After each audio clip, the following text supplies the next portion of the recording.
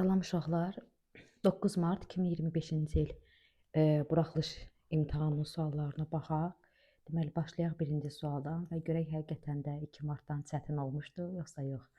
Deməli, başladıq birinci suala. Kəsişməsi boş olmayan A və B çoxluqları üçün A-da olub B-də olmayan element sayı, bunu dairə ilə göstərək, 6. B-də olub A-da olmayan element sayı 4-dür. Amma kəsişməsi boş deyil deyirsə, ən azı bir ortaq elementləri var. Və bizdən soruşur ki, birləşmənin ən kiçik qiymətini tapın. Birləşmə dedikdə biz A çıx B-ni, ortadakı kəsişməni və bunu nəzərdə tuturduq. Və bunun ən kiçik qiymətini almaq istəyiriksə, baxırsınız, 6-nı dəyişə bilmərəm, 4-ü dəyişə bilmərəm. Yəni bunu konkret bizə verilibdir. Amma x məchuldur. Yəni onların kəsişməsi bilinmir neçəyə bərabərdir element sayı. Çünki kəsişməsi boş olmayan demişdi. Yəni bunlar mütləq kəsişirlər demişdi. Onda bunun ən kiçik qiymətini tapmaq istəyirəmsə, mənə lazımdır x-in ən kiçik qiyməti. Kəsişmənin boş çoxluqdan böyük olan, bir tık böyük olan element sayı neçəyə bərabər ola bilərdi? 1-ə. Onda onlar 6 plus 1 plus 4 bərabər olacaqdı 11-ə. Deməli, düzgün cavab A variantı olacaq. Keçək ikinci suala. 25-5A ifadəsinin vurğularına ayırın. Yəni, o qədər topluda bilirəm, çətin suallar işlədik. Dediniz ki, düşər, düşməz və gəldi düşdü. Yəni, əslində sadə bir vurğulara ayırma sualı. Burada sadəcə olaraq yalnız orta quyruğu mötərizə xaricinə çıxarmaq lazımdır. 25 və 5 hər ikisinə bölünən ədəd 5-dir. 5-i alıram kənara. Və 25-i 5-ə böləndə nə qalacaq? 5. 5A-nı 5-ə böləndə nə qalacaqdı geriyə? 5 çıxılsınlar. Deməli, düzgün cavab D variantı olacaq. Keçək üçüncü suala. Deyir ki, cədvəldəki ədədlərin hansı hissəsi irrasionaldır? Yəni, irrasional ədədlərin bütün ədədlərə normal nisbətini soruşur. Yəni, hissə soruşur. Faiz belə soruşmur da. Ona görə elə bu formada da saxlayaq. Yəni, sayaq buradan irrasional olan ədədlər hansılardır? İrrasional ədədlər biz nəyə demişdik uşaqlar? Bir də dövrü şəkildə göstərilə, nisbət şəklində daha doğrusu göstərilə bilməyən və yaxud da ki, yazılmışdırsa, məsəl üçün, baxın, 2, 7, 5, 6, 3, 8, 7 və s. Dövrü olmayan, sonsuz, yəni dövrü olmayan onlu kəsrləri göstərə bilirdik, irrasional idi. Kökdən çıxa bilməyən ədədlər idilər. Kökdə qalan ədədlər, yəni qismən çıxmanı da biz irrasional sayırdıq. Mütləq, yəni tam çıxmalıdır da, belə deyək sizə. Və ədədlərdən Y ədədi var idi, pi ədədi var idi, onları irrasional götürürdük. Amma biz nəyə demişdik? Düzdür, pi 3,14 nöqtə ardı sonsuzdur, düzdürmü? Və yaxud da ki, Y-nin qiyməti 2,72 nöqtə gedirdilər. Amma əgər sizə sırf düşsə ki, 3,14 rasionaldır, irrasionaldır, deyirsiniz ki, bu rasionaldır. Çünki bu onluq kəsrlərdirlər, dövrü olmayan, daha doğrusu verilən normal rasional ədədlərdirlər, düzdürmü? Bunları irrasional formada götürmürük. Yəni, bildiyimiz sadə onlu kəsrlər. Məsəl üçün, çaşdırmaqdan ötürü 2,72 yaza bilərsinizsə, 2,72 nə olsun ki, Y-nin yuvarlaq qiymətidir. Amma uzun, konkret, yəni yuvarlaq formada yazmayıb ki, dəqiq formada yazıb ki, bu nəyə bərabərdir? Deyirsiniz ki, bunlar da rasional ədədlərdir. Bir gedək tapaq. Pi ədədi irrasionaldır. Kök altda 3 irrasionaldır. Kök altda 9-dan normal 3 çıxırdı. Bu rasionaldır. 1,6 dövrdə 3. Qarışıq dövr onlu kəsirdir. Amma nisbət kimi göstərə bilirik, düzdürmü? İrrasional nə deməkdir? Nisbət kimi yazıla bilmir. Yəni, bunu kəsr şəklində göstərə bilmirik. Bu, rasional ədəddir. Biz irrasionallar axtarırıq. Kökün altında 2 irrasional ədəddir. 6 rasionaldır, 4-də 3 rasionaldır, -5 rasionaldır, 1 tam dövrdə 6 saf dövrə onluq kəsirdir, rasionaldır. Çünki onu göstərə bilirəm, 1,96 deyə bilirəm. Bir də qaldı geriyə 3 tam kökdə 3 dövr kökdə 5. Bunlardan indi gəlin sayaq. İrrasionallar neçədən oldular? 1, 2, 3, 4. Bütün ədədlərimiz nə qədər idilər? 4 belə, 4 belə, 8. Yəni, 2də 1-nə bərabər oldu. 2də 1-i də onlu kəsir kimi göstərsək, bərabər olar 0,5-ə. Keçək 4-cü suala. Kök 6 sualıdır. Əgər kök 6 dərəcələri burada göstərildiyi kimi eyni ədədlərdirlərsə, hər ikisində baxın kvadrat kökdür. Vurmanı biz bir kökün də altında yaza bilərik. Yəni, ayrı-ayrıda kök açmağa ehtiyac olmayacaqlar. Burada da müxtəsəri görə bilirsiniz, uşaqlar. Bir dəfə fərq, bir dəfə cəm. Yəni, bir dəfə A minus B, bir dəfə A plus B var. Bunun açılışı necə idi? A-nın kvadratı çıx B-nin kvadratı. Yəni, 11-in kvadratı çıx 21-in kvadratı, düzdürmü? Davam eləyək. 11-in kvadratı eləyir 121. Kök 21-in kvadratında da kök kvadratı apardı. Qaldı geriyə 21. Buradan da nə qalırdı deməli? 100. Bəs 100-dən nə çıxacaqdı geriyə? 10. Baxın, çaşdırmadan ötürü variantlarda kök 100, o kök altında 10, yəni hər variantı qoyublar. Burada da sadəcə olaraq qiymətlərinə mütləq diqqətli olun ki, yanılmayasınız. Yəni əlaqəsiz ədədlər qoymayıblar, çaşdırıcı ədədlər qoyublar burada. Keçək 5-ci suala. Şəkər çuğundurundan onun kütləsinin 20% qədər şəkər alınır. 80 ton şəkər çuğundurundan neçə ton şəkər alınır? Sadə ədədin faizinin tapılması misalıdır. 80 vur %20. Düzdürmü? Bu formada həll edirik, gedir. Baxın, sıfırlar bir-birləri ilə getdilər. Bu sıfır 100-ün birini apardı, digər də bunu apardılar. Qaldı geriyə nə? 16. Deməli, cavab 16 tona bərabər olacaq. 6-cı sualdan davam eləyək. Buraları təmizlədim ki, rahat hesablaya bilək. Deməli, deyirik ki, Y-in hansı qiymətində verilən bu ifadələr ədədi silsilənin ardıcıl hədləri olarlar. Onda ardıcıl hədlərlərsə, onların ədədi ortaq xassəsində istifadə edə bilərik. Baxın, bu birinci elementdir, bu ikincidir, bu da üçüncüdür. Yəni A1, A2, A3 kimi də verə bilərsiniz və s.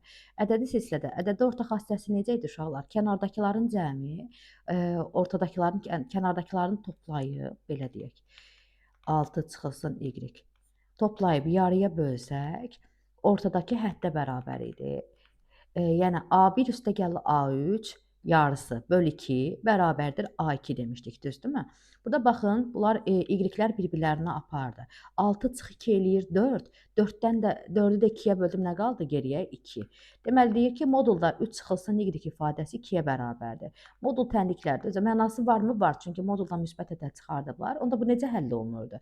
3 çıx y-i bir dəfə bərabərləşdirdim 2-yə, bir dəfə də bərabərləşdirdim -2-yə. Bunların yerini dəyişək. 3 çıxılsın 2 bərabərdir y, yəni y bərabərdir 1. Yine bunların yerlərini dəyişək. Y atdım bu tərəfə. 3 üstə gəlir ki, y bərabərdir 5-ə. Deməli, y 2 dənə qiymət ala bilər. Biri müsbət 1-dir, digəri də müsbət 5-dir. Keçək 7-ci suala. Yəni, bura qədər çətin getmirlər, düzdürmü? Düzdür, ağırlıq baxımından həqiqətən 2 martla bunların aralarında fərq var idi. Sadəcə olaraq, yəni, çox yazıla bilməyəcək səviyyədə suallar deyirlər. Yəni, belə baxanda siz onda 2022-nin, 2023-cü sualları yəqin ki, işləməmisiniz ki, yəni bunlara çox ağır suallar deyirsiniz. Deyir ki, 2 kürədən birincinin həcmi ikincinin həcmindən 27 dəfə böyükdür. Deməli, V1-in V2-yə nisbəti bərabərdir nəyə? 27-yə. Amma oxşarlıqda belə bir qayda var idi. Həcmlər nisbəti nəyi verirdi? Oxşarlıq əmsalının özünü, yox, onun kubunu verirdi. Kubu 27 olan ədəd neçədirlər? 3-ə bərabərdir. İndi bizdən nəyi soruşur? Birincinin sahəsi ikincinin sahəsindən neçə dəfə böyükdür? S1-in S2-yə nisbəti. Bu nəyə bərabər idi? Sahə olanda da demişdik ki, K-nın özü yox, bu dəfə də kvadratı götürülür. K-nı da neçə tapmışdıq biz 27-dən? K tapmışdıq ki, 3-ə bərabər idi. İndi 3-ü kvadrata yüksəldirəm, bərabər olacaq bizdə neçəyə? 9-a. Yəni bu tez-tez buraxılışlara, sınaqlara düşən sualdır uşaqlar. Keçək 8-də. Bu da bərabərsizliklər həll ilə gəlib düşən suala baxın. Bu bərabərsizliyin ən böyük və ən kiçik tam həllərinin hasilinin tapılmasını istəyirlər. Onda -5,3-dən sonra nə gəlir uşaqlar? Yəni bunları böyüdə-böyüdə gedək. -5, -4, 3, 4, 5. Amma 6-nın özünü götürməyibdir. Onda burada ödəyən ən böyük və ən kiçik tam ədədlərim -5-dən müsbət 5-dir. Nəyin tapılmasını istəyirdi bu bizdən? Hasilini. Onda bunları bir-birlərinə vurarıq, verər bizə neçə? -25. 9-cu sualdan davam eləyək. Deyir ki, 2 perpendikulyar müstəvi, deməli biz müstəvilər. Biz bilirik ki, burada müstəvi şəkli çəkmirdik, müstəviləri düz xətt kimi göstərirdik. 2 perpendikulyar müstəvinin birindən 2 sm, digərindən də 4 sm məsafədə olan nöqtə var. Baxın, buradan 2 sm məsafədədir, buradan da 4 sm məsafədədir. Və bizdən deyir ki, bu nöqtənin həmin o müstəvilərin kəsişmə tilindən. Baxın, bura qədərkini soruşurdular. Burada nə yaratmışdıq deməli? Düzbucaqlı fiquru yaranmışdı və yaxud da ki, bu düz xətti çəkməklə biz orada düzbucaqlı üçbucaq yaratdıq və gördük ki, burada Pifaqor teoremi var. Pifaqora görə bu məsafəni D ilə işarələsəm, D nəyə bərabərdir? Kökün altında 2-nin kvadratı plus 4-ün kvadratı. Düzdürmü? Katetlərin kvadratları cəmi kimi götürürdük. 4 buradan, 16 buradan bərabərdir neçəyə? 20-yə. 20-ni necə parçalaya bilərəm? 4 vur 5. 4-dən nə çıxar? 2. Bəs 5-ə nə oldu? Çıxa bilmədi, qaldı içəridə. Deməli, cavab C variantı olacaq. Keçək 10-cu sualla. 10-cu sual paralel köçürmə sualıdır uşaqlar. X' plus 4, yəni x-i 4 vahid artır, y-i də 1 vahid artır. Bu nöqtədə A-3, 2 nöqtəsi nəyə çevrilirdi? X-a hərəkət veribdi 4 vahid, y-ə də hərəkət veribdi 1 vahid. -3-ün üstünə 4 gəlirəm, bərabər olur 1-ə. Deməli, çevrildiyi nöqtənin apsisi 1-dir. 2-yə də 1 vahid sağa aparırıq, daha doğrusu yuxarıya aparırıq. Bu da bərabər olur 3-ə. Deməli, hərəkət nəyə çevrilibdir? Müsbət 1, müsbət 3-ə. Keçək 11-ci suala. 11-ci sual çoxbucaqlı sualdır uşaqlar. Diaqonallarının sayı 9. Diaqonalların sayının formulu nə idi uşaqlar? N vur n çıxılsın 3 bölünsün 2 bərabərdir nəyə? 9-a. N vur n çıxılsın 3 bərabərdir 18-ə. Vurub açaq uşaqlar bunları. Qiymət verməyə də gedə bilərik, amma ətraflı yazılıya düşdüyünü və s. də onu da nəzərə alsaq, mütləq burada vurub açmağa lazımdır. Wien teoreminə görə uşaqlar toplayanda 3, vuranda -18 eləyən ədədləri axtarırıq. Toplayanda 3-dür, vuranda -18-dir. Deməli, bu ədədlərdən biri müsbət 3-dür, digəri də -6-dır. Amma diaqonal sayı natural ədəd olmalıdırlar deyə n 3-ə bərabərdir. İndi bu bizdən nəyi soruşurdu? Deməli, toplayanda 3 vuranda, daha doğrusu, müsbət 6 və -3. Çünki toplayanda müsbət 3 eləmişdilər, böyüyü götürdük. Mən buradakı mənfiyə fokuslandım. Deməli, tərəflərinin sayı 6-ya bərabərdir. Nəyi soruşmuşdu bu? Elə bu, tərəflərinin sayı, tərəflərin sayını soruşursa, onda 4-ə bərabərdir. Keçək 12-ci suala. 12-ci sualda uşaqlar yuxarıda müxtəsər var, aşağıda loqaritma. Deməli, bir dənə bu hissəni silək. Deməli, loqaritma 14-ün kvadratı. Gəlin əvvəlcə müxtəsəri verək bura. 14-ün kvadratı çıx 10-un kvadratı bölü 24. Necə yazılırdı bu bir dəfə? 14 minus 10, bir dəfə nə yazılırdı? 14 plus 10. Bölünsün nə? 24. 14-dən 10 çıxdım, 4. 14-ün üstünə 10 gəldim, 24. Bölü 24. 24-lər getdi, nə qaldı? Geriyə 4. İndi bunu nəyə yazmışdı? Loqaritma 2 əsasdan 4. Yenə deyirəm, o qədər ağır loqaritma suallar istəyirik və gəlib düşən suala baxın. İndi deyəcəm, gəlib bizim elimizdə çox çətin düşəcək. Keçək nəyə? 13-cü suala. 13-cü sual yenə dim sualıdır. Topluda da var idi bu sual. Hətta topluda bunun çətin formaları var idi. Niyə? Çünki orada x-i məhdudlaşdırmışdı. Nə bilim, pi-dən 2 pi-yə, pi-dən 3 pi bölü 2-yə. Yəni, x-a bucaq verməklə onu məhdudlaşdırmışdı. Sinus. Dərəcə nədir? Tək dərəcə. A-1 bölünsün 2. Tək dərəcədə sinusun qiymətlər oblasti nə götürülürdü uşaqlar? -1, müsbət 1. Hər tərəfi 2-yə vururam. A-1, burada düşdü 2. Hər tərəfə müsbət 1 gəlirəm. Burada da bərabər oldular 3-ə. Deməli, qiymətlər çoxluğu nəyə bərabər oldu? -1-dən müsbət 3-ə. 14-cü sualda, yenə deyirəm, bura qədər gəlmişik. Hələ də çox da çətin bir sual yoxdur. 14-cü sualda uyğun tərəfləri paralel, yəni UTP deyirdik biz buna qısaca. UTP-lərdən biri digərinin 80%-ni təşkil edir. A-nın B-yə %80-dir. Gəlin səliqəyə salaq. O faizlə verib. Biz bunu adi kəsirə çevirdik. Hətta biraz da səliqəyə saldıq, dedik 5-də 4 hissə. Hətta bunu da nisbətə çevirdik. Dedik, deməli, biri 4x-dir, biri 5x-dir. UTP-lər ya bir-birlərinə bərabər idilər, ya da ki, bərabər deyirlərsə, onda topla 180 qaydası var idi. 9x-ın 180, x-ın bərabərdir 20-yə. Kimi tap deyir mənə? Böyük x-i. Böyük x təbii ki, kimdir? 5x. 5-i vururam 20-yə. Da durub, aparıb, nə bilim, buralarda və s. hardasa bir yerinə qoymayın. Durub, nə bilim, 20-80% falan tapmayın da, yaxşımı? Çünki biz tənliyi hansı misalın üzərində qoymuşduq? Burada. Deməli, bucağın dərəcəsi bərabər olacaq neçəyə? 100 dərəcəyə. Keçək 15-ci suala. Deyək ki, bu filan Z1 verilibdir, Z2 veriliblər. Bunlar qoşmadırlar. Qoşmalarda qayda nə idi? Biri A plus B idisə, digəri A minus B olmalıydı. Dolayısıyla bunları biraz səliqəyə salmaq lazımdır. Düzdür. 2 martda qoşma, sadə qoşma düşmüşdü. Burada biraz abartıblar sual baxımından. Orada sadə verilmişdi, nə bilim, 2 plus 3-ü qoşmasını tap deyirdi, 2 minus 3 idilər. Amma onu nəzərə alın ki, o qapalı testdə idi də bir qədər asan idi. Məsəl üçün də onlara açıq düşən sual isə sizdə indi qapalıda oldu. Məsələn, sadə formada tapıldılar.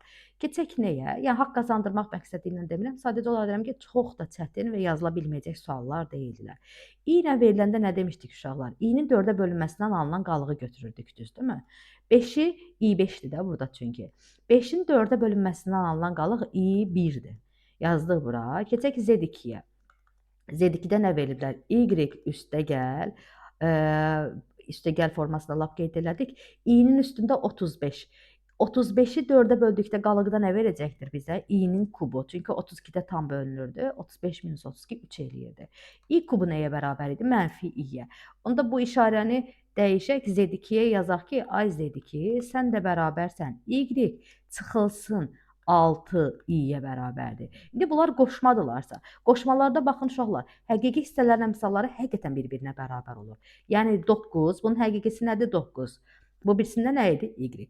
Amma qoşma hissələrində, daha doğrusu xəyali hissələrin əmsalları əks ədədlərdirlər. Hansısa birini dəyişə bilərsiniz. Məsəl üçün mən götürürəm, bunu dəyişirəm. Deyirəm ki, bunun əksi buna bərabərdir. -6, yəni bunun əmsalı digərinin əksinə bərabərdir. Qoşmalarda bu formada götürdük. X də nəyə bərabər oldular? -6. İndi bizə nə deyir bu? X-dan Y-i deyir topla. Toplayaq da nə var ki? 9 üstə gəlinsin -6 bərabər oldular neçəyə? 3-ə. Keçək 16-cı suala. 16-cı sualdan davam edək. 4-sinin kvadratı minus 1 plus tan kvadrat, kos kvadrat, 4 kos kvadrat. Burada uşaqlar, deməli, 2 dənə əsas trigonometrik eynilik var. İkisini də tətbiq eləməmizi istəyir bizdən. 4-ü aldım kənara. Sin kvadratdan kos kvadrat görmüşdüm. Ona görə 4-ü aldım kənara ki, bunlar sakitcə dursunlar. Minus 1 plus tan kvadratı. 5-ci düstura görə nəyə bərabər idi bu? 1 bölünsün kos kvadratı idi, düzdürmü? Yanında da deyir, bunu nəyə vur? Kosun kvadratına vur. Qarşıda da nə işarəsi vardı? Yəni mənfi var idi. Baxaq. 4 sin kvadrat, kos kvadrat. Sin kvadrat, kos kvadrat toplayanda nə verir bizə? 1. 1-i 4-ə vurdum, nə elədilər? 4. Keçək bu tərəfə. Kos kosu apardı, qaldı geriyə minus 1. 4 minus 1 bərabərdir neçəyə? 3-ə. 17-ci sual, o qədər yenə deyirəm, çətin loqaritmik tənliklər həll ilə gəlib düşsün. Sadə, bir dənə deməli üslü tənlik. 5 üstündə x idi. Keçək bu biri tərəfə. 5-in üstündə x plus 1-i necə yazardım? 5-in üstündə x vurulsun və 5-dən bir dənə. Bərabərdir nəyə? 200-ə. Burada 5-in üstündə x-i aldım kənara. Baxın, kənara aldıq. Nə qaldı geriyə? 3 plus 5 bərabərdir nəyə? 8-ə. Vurdum, neçə elədilər? 200. 200-ü 8-ə böldüm, neçəyə bərabər oldu? 25-ə. 5-i nəyə yüksəltsəm 25 eləyər? 2-yə. Deməli, bunun da cavabı bərabər oldu. Neçəyə uşaqlar? 2-yə. Gedək 18-ci suala.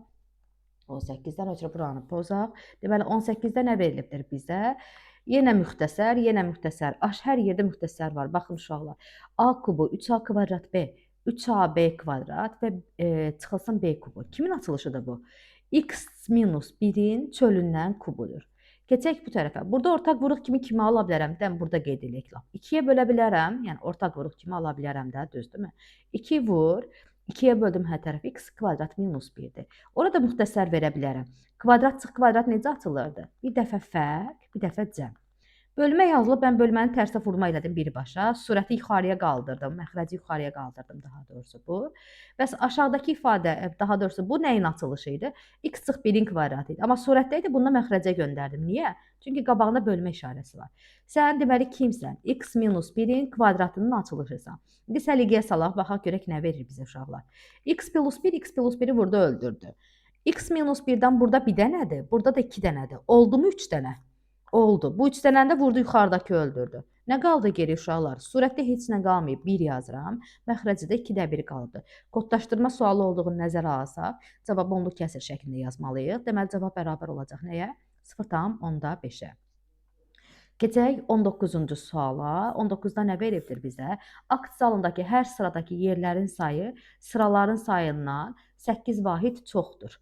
Burada ümumiyyətlə yer sayında yadımıza gəlirsə, sistem tənliklərdə də vardı hətta bu misallardan. Dedi ki, yer sayı nəyə bərabərdir? Sıra vurulsun, belə deyək də, sətir vur sütun deyirdik də buna, düzdürmü? Sətirlərin sayını sütunların sayına vurmaq lazım idi. Sıralar vurulsun, hər sıradakı yerlər.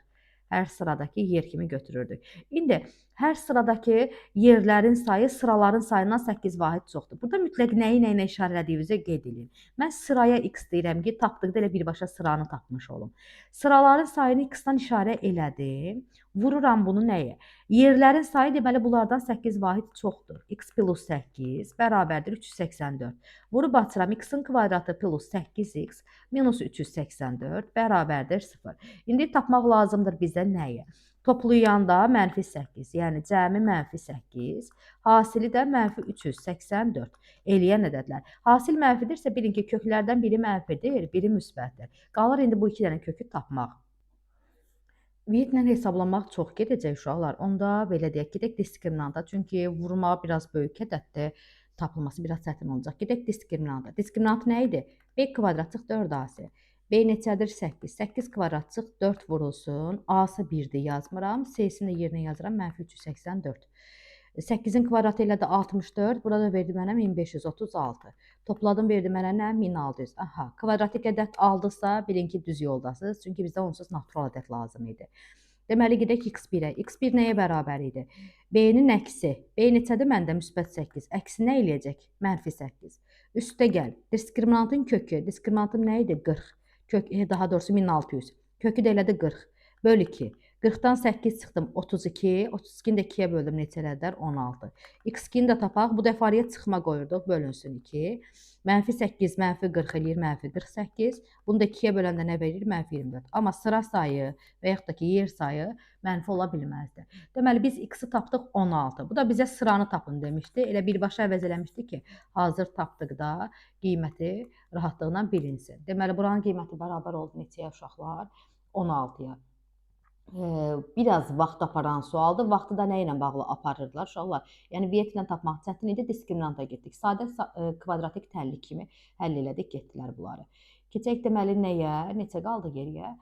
20-ci sualda qalmışıq. 20-də nə verilibdir bizə? 20-də burada 100% evkilit var kimi görsənir. ABCD düzbucaqlısının B təpəsindən AC diaqonalına BM perpendikulyarı çəkilmişdir. AM 9 16, 9-16-nı görənlərə elə birbaşa yanına evkilit düşəcək. Evkilit nə demişdi uşaqlar? H-ın kvadratı bərabərdir M-nə. Yəni H-ın kvadratı bərabərdir 9 vurulsun 16-ya. 9-16-ya da vura bilərsiniz birbaşa ya da ayrı-ayrı köklərini tapa bilərik. 144 nəyin kvadratısan? 12-nin. Deməli bizə deyir ki, H-ı tapın. Tapdım. H neçəyə bərabər oldu ay uşaqlar? 12-yə. İndi deyir ki, mənə düzbucaqlının sahəsini tapın. Düzbucaqlının sahə formullarını yazaq. S bərabəridir AB. S bərabərdir diaqonal kvadratı böl 2 sinus qamma. Bir dənə də üçüncü sahə düsturları deyir. Deyir ki, AH-ın yerdə DH da deyə bilərsiniz. Yəni diaqonal və ona çəkilən hündürlüyün hasili kimi götürə bilərsiniz. Diaqonalım neçə eləyəcək? AC-nin qiymətini tapıram. 9 plus 16-dır da, düzdürmü? Bərabərdir nəyə? 25-ə. H-ı neçəyə bərabər edirlər uşaqlar? 12-yə. Deməli 25-i vururam 12-yə. Sahə nəyə bərabər olacaqdır? 300-ə. Keçək 21-ci suala. 21-ci sualdan davam edək. Uşaqlar deyir ki, supermarketdə keçirilən uduş kampaniyası çərçivəsində hər bir müştəriyə 5-lik, 10-luq və 20-lik alış-veriş kuponlarından yalnız biri olmaqla 28 zərf təqdim olunubdur. Deməli, bunlarda nə əlaqə var? 20-liklərin sayı 10-luqların sayından 2 dəfə azdır. Onda mən 20-liklərin sayına x deyirəm. 10-luqların sayı da bundan, onda deməli tərsə deyirəm. 20-lik 10-luqlardan say baxımından 2 dəfə azdırsa, deməli 10-luqlar da bunlardan 2 dəfə çox olmalıdırlar, düzdürmü? Onda baxın həqiqətən 1x 2x-dan 2 dəfə azdır. İndi keçək nəyə? 20-liklərdən gedir yenə söhbət. 5-lik kuponların sayından isə 16 ədəd az idi. Onda 5-liklərin sayı da bunlardan 16 vahid çoxdur. Yəni kəsrə də gedə bilərdik, amma bu formada hesablamaq daha rahat gəlirdi. Deməli, amma ümumi cəmdə neçəyə bərabər idilər? 28-ə. 2x, 1x plus x plus 16 bərabərdir nəyə? 28-ə. 4x, 28-dən 16 çıxdım 12. X da nəyə bərabər oldular? 3-ə. İndi aparıb yerlərinə qoyaq qiymətlərini. Deməli, 20-liklərin sayı, 5-liklərin sayı, 10-luqların sayı. X gördüyümüz yerə 3 yazaq. 3 vur 2, 6, 3 plus 6 da 19. Həqiqətən toplayanda 28 alınırdı. Deməli, deyir ki, müştərinin təsadüfi seçdiyi 2 dənə zərf seçəcəklər. Hər ikisində kuponların ümumilikdə, yəni birgə cəmi 30 olsun. Baxın, 5 ilə 10 götürürsəm, toplasam 30 eləmir. 5 ilə 20 götürsəm, yenə toplayanda 30 eləmir. Deməli, bu adamın seçdiyi nə olmalıdır? 10-luq və 20-lik olmalıdır. Və sıra sayı falan verilməyibdilər. Sadə ehtimal, seçmə misallardılar deyə. Yəni, birinci elə olsun, ikinci belə olsun demir deyə. Yəni, kəsrə getməyə ehtiyac yoxdur. Onda nə yazıram? Kombinizon. Neçə dənə zərf var idi məndə? 28. Neçəsini seçəcəm? İkisini. Nə olsun bunlar? Biri 20-liklərdən olsun, yəni 3 dənədən olsun.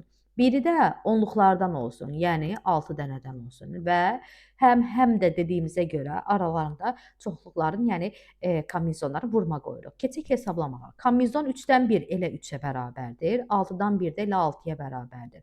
28-dən 2-ni isə belə yaza bilərəm. 28 vur 27, aşağıda da 2 vurulsun 1. 28-ə baxın uşaqlar, 2 ilə ixtisar getdi, qaldı geriyə 14. Sonra 14 ilə 6-nı 2-yə ixtisar eləyərəm. Burada qalar 7, burada qalar 3. 3-ü vuraram 3-ə 9 eləyər. 9 da 27 ilə gedər. Aşağıda qalar 3. Yuxarıda da heç nə qalmadı.